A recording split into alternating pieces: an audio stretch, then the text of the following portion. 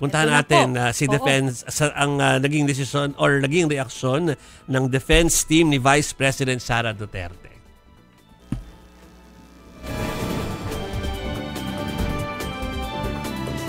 Kaya nga po. Oo, Sige, sige nga, babasahin kasi basahin namin natin. yan. Oo. Okay.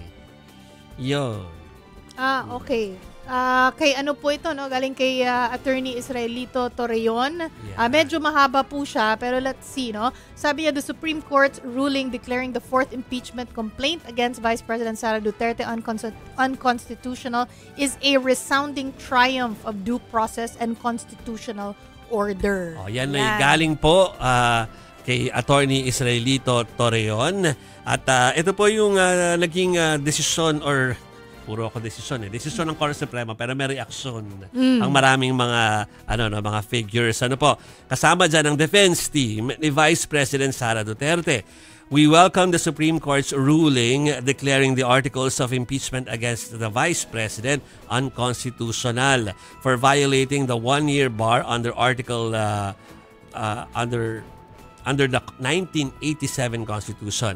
The decision of the Honorable Court affirms what we had maintained from the outset, that the fourth impeachment complaint is constitutionally infirm.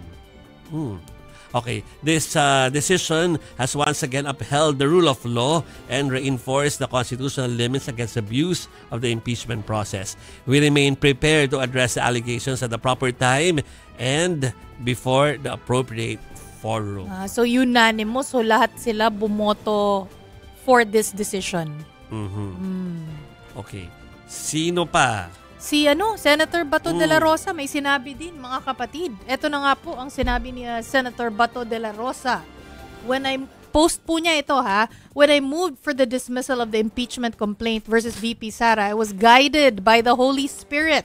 When the SC ruled it as unconstitutional, I'm sure they were guided also by the Holy Spirit. The Holy Spirit defeated the forces of evil. Hallelujah. Yan po ay galing kay Senator Bato de la Rosa. May isa pang senador na nag-react, syempre. Oo. Si Senadora Amy Marcos po ay nagkaroon din ng maikling pahayag dyan, by print or pinadala by text. Po? Sabi po ni Senadora Amy Marcos, galangin at respetuhin ang desisyon ng Korte Suprema. Sa mga kasamahan nilang senador o niyang senador ay magtrabaho na daw po sila at atupagin na natin ang kapakanan ng mamamayan. Awat daw muna sa politika. Mahirap hindi mamulitika, nasa politika tayong lahat. Sila pala ang nasa politika, hindi pala tayo. Yeah. Okay. So, alam ko ay meron din ang Malacanang. Wala meron. Po ba? Meron din ang Malacanang. Meron din ang Malacanang. Si Undersecretary Claire Castro, of course, ang nagsalita, ang ating Palace Press Officer. Ang sabi po ni Yusek Claire Castro na tinatawag ng iba na Auntie-Claire, we have yet to review the full text of the Supreme Court's decision. We call on everyone to respect the Supreme Court's decision and place their trust in our institutions. The impeachment process is a matter handled by the legislative and judicial branches, and we recognize their independence in carrying out their constitutional mandates. Yan ay galing sa tagapagsalita o isa sa mga nagsasalita for Malacanang. Puntahan natin ang spokesperson naman po ng Senate Impeachment Court, si Attorney Reggie Tongol. Ang sabi po niya, we acknowledge the Supreme Court's decision declaring the articles of impeachment against Vice President Sara Duterte as unconstitutional. The Senate, sitting as an impeachment court, has always acted in deference to the Constitution and the rule of law. As a co-equal branch of government, we are duty-bound to respect the finality of the rulings issued by the High Court. Okay, so yung impeachment court ay naghihintay ngayon sa formal transmittal ng Korte Suprema nung desisyon nila tungkol dito sa impeachment court na ito. So yan daw ay hinihintay ngayon ng mga senator judges para sila ay to act accordingly, mga kapatid.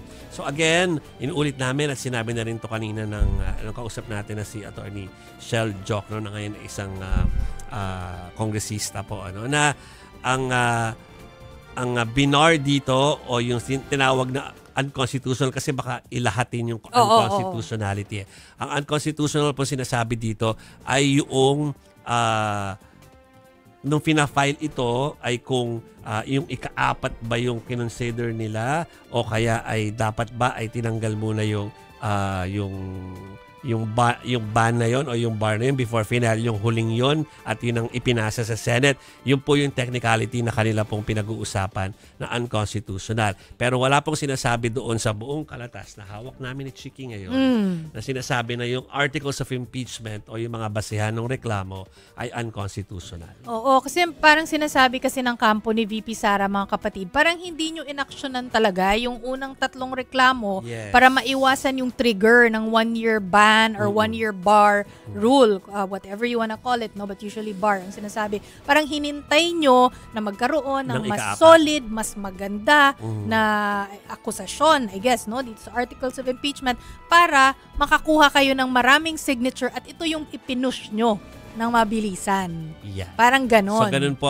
Pero dun lang sa parte na yon nakabase yung desisyon ng Korte Suprema. Again, wag natin lalahatin yon yung tungkol sa articles, ibang usapan.